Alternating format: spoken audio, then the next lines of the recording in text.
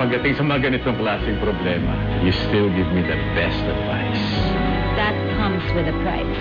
Kailangan ko ng pera mo. Fredo. Fredo. Hindi, Miri. Fredo. Fredo. Fredo, mahal kita.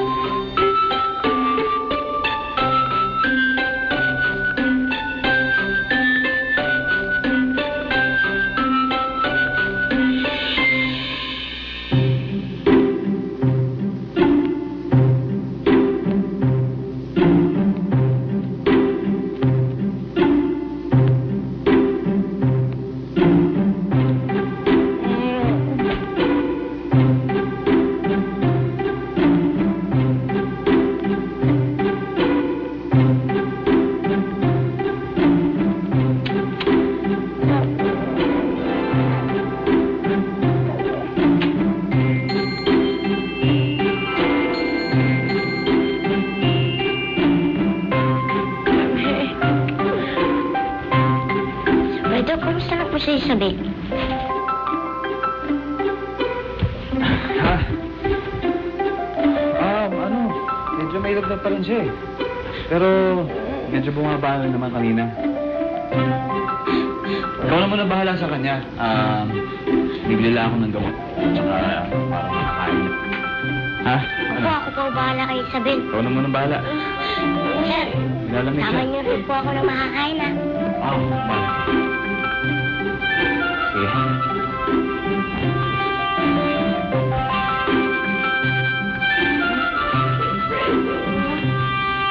Wala siya, umalis. Okay. Kyogo, let's go. Wala pa rin bang balita kung hindi pa siya nakikita? Wala pa rin eh. Every single girl we've checked, it isn't her. Puro mga peke. Kahit na nga mga Sunsilk clients, nainip na sila eh. I need to find her, Francis. Hindi ako titigil hanggang di ko siya nakikita. Okay, let's go na.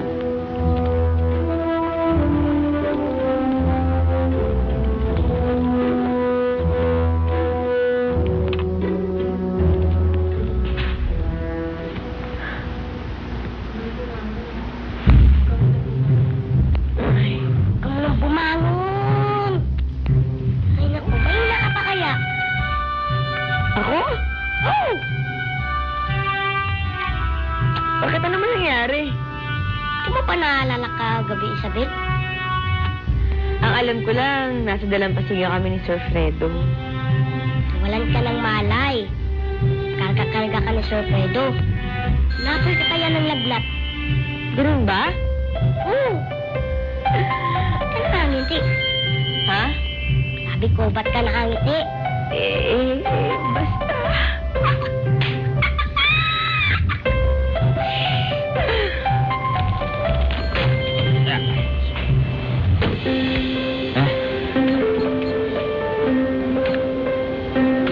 Parts ba may ano dito? Malapit na Chinese restaurant.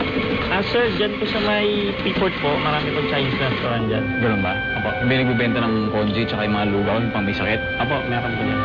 Kasi na marami yung vitamin C ng pasyente ko. Yan, pwede na yan. Sige. Pwede na yan. Yung gaabi kay nalagaan ni Sir Fredo.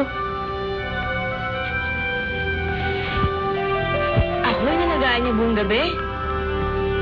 Ibig sabihin nun, mahalaga pala ako sa kanya. Huwag ka munang natuwa dyan. Meron lang ako papaalala sa'yo. Dahil meron ka lang naman sinabi at ginawa. Ako may sinabi at may ginawa? Oo! Eh ano naman yun? Wala, inamin mo lang naman kay Sir Fredo na mahal mo siya. Ano?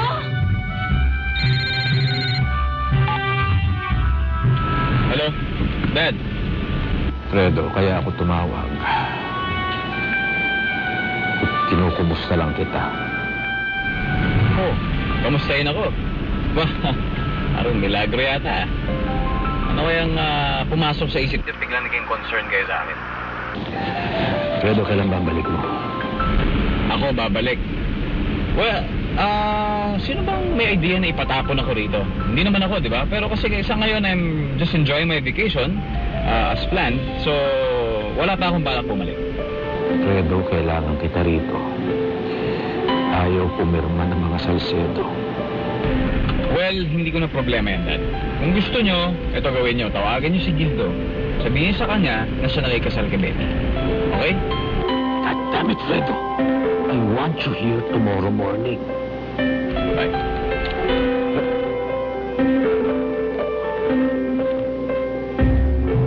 Inamin ko kay Sir Fredo na mahal ko siya? Oo. At habang nagdidelirio ka, Ito naman, bakit naman kasi di mo ko inawan? ay, ginawa ko nung una. Ha? Kung ano-ano naman kasi sinasabi mo. Tungkol sa dagat. Tapos meron ka pang binabanggit na Reyna Djanga ba yun? Sabi ko yun? Oo. Basta diretso pagsasalita mo. Eh, tika lang. Di ba inamin ko sa kanya na mahal ko siya? Eh, anong sabi niya? Wala. Nagulat din ata. Hindi ba siya natakot sa akin nung inamin ko yung na mahal ko siya? Ewan ko. Ano ba yan? Lalaki nga ng mata yun. Eh, tika lang. Nasa na siya ngayon, Buboy? Hindi kaya siya natakot sa akin tapos umalis na lang siya? Umalis nga eh. Bumili na makakain. Umalis siya para buhay ng pagkain pero babalik pa rin siya.